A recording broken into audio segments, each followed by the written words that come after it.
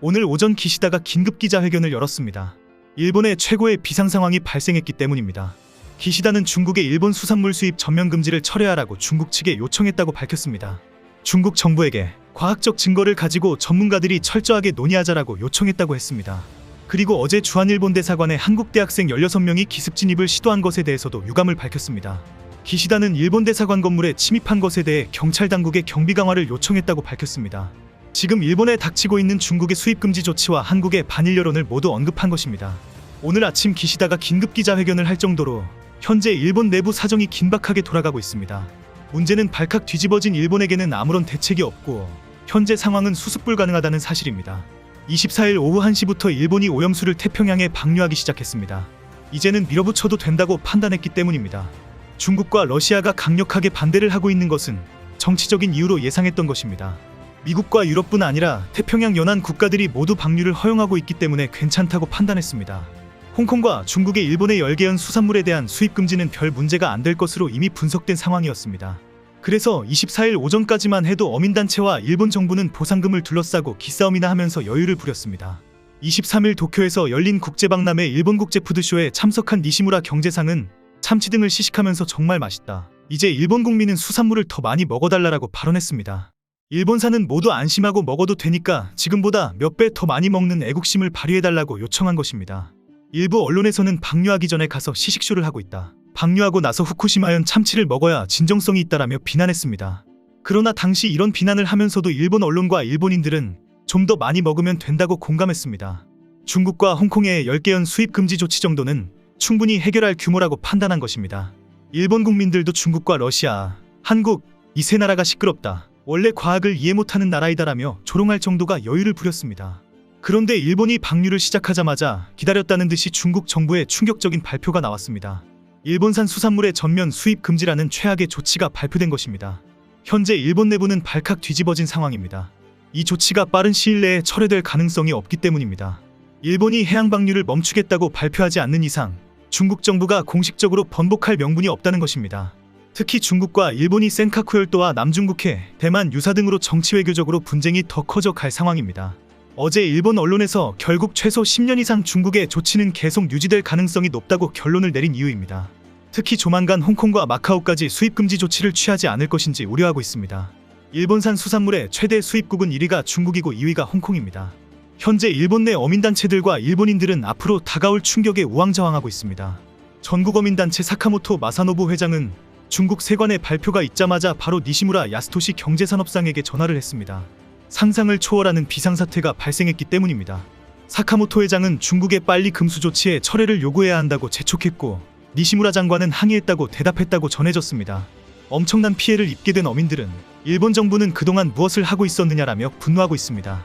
현재 많은 일본인들은 풍문 피해에 대해 대책이 다 마련되어 있다고 하지 않았느냐. 지금은 풍문 피해가 문제가 아니다. 정치적으로 완전히 꼬여버렸다라고 일본 정부를 맹비난하고 있습니다.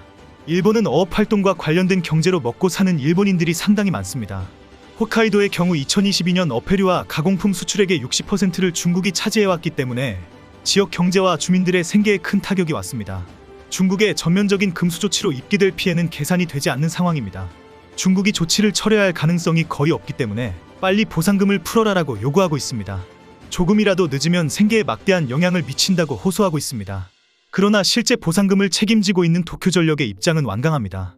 도쿄전력은 24일 오후에 중국의 발표를 확인했다. 사업에 손실이 발생했다는 신청이 들어오면 적절히 배상하겠다라고 밝혔습니다. 그리고 외국 정부로부터의 금수 조치로 인한 피해 상황과 그동안의 국내외 거래 상황에 대한 자료를 철저하게 제출해야 한다고 강조했습니다. 결국 도쿄전력은 보상금은 달라고 한다고 막 지급하는 것이 아니다. 철저하게 심사하겠다는 입장을 고수하고 있습니다.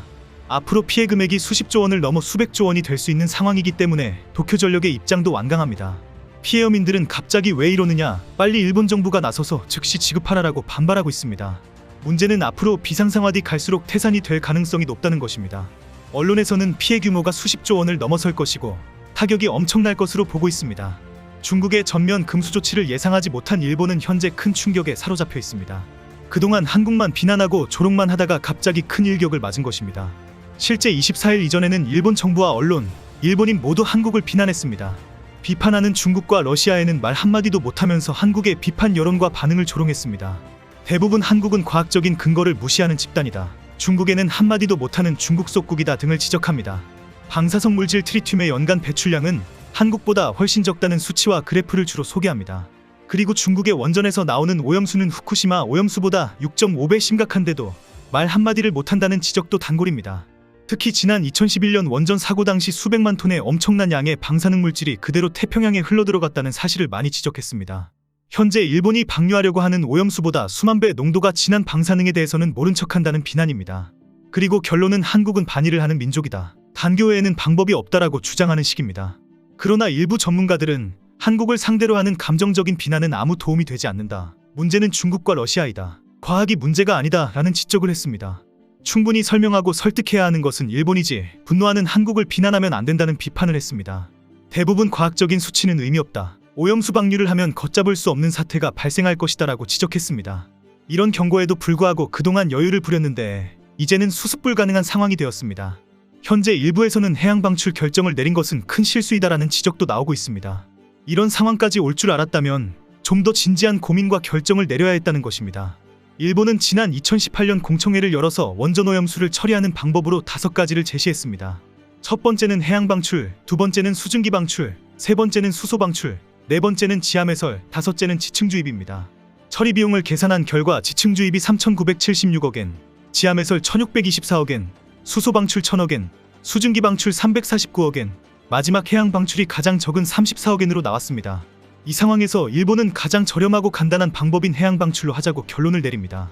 대기 방출은 일본 내에 방사능이 확산될 수 있고 후폭풍을 예측할 수 없다는 이유를 대었습니다. 그리고 당시 원전 폭발 당시에 엄청난 양의 방사능이 해양으로 흘러갔는데도 특별한 이상이 발생하지 않았다. 한국이나 중국도 해양 방류를 하고 있다 등의 주장을 했습니다. 이제 일본은 이런 주장과 계산이 완전히 무너졌습니다. 가장 저렴하고 간단한 방법인 해양 방류를 결정한 것을 후회할 판입니다. 차라리 최첨단 기술을 개발하면서 누구도 불안해하지 않는 방법으로 해결하겠다고 진작했으면 칭찬이라도 들었을 것입니다. 이제는 1,000억 원을 아끼려다 수십조 원의 손해를 얻게 되었습니다. 농수산물 공장이 문을 닫고 많은 일본인들이 거지가 될 판입니다. 일본 정부도 수습 불가능한 상황이 되고 있습니다. 현재 어제 오전까지 8,000억 원 보상금을 둘러싸고 기싸움이나 하던 어민단체들과 도쿄전력은 망연자실해하고 있습니다. 어디에서부터 해결하고 풀어나가야 할지 아무런 방법이 없다는 자포자기 상황입니다. 방송에서 방법을 찾아야 한다고 많은 토론을 하고 있지만 항상 결론은 방법이 없다입니다. 중국의 조치가 정치적이든지 아니든지는 중요한 것이 아닙니다. 이 모든 원인은 일본 때문이고 책임은 오로지 일본이 다 져야 합니다.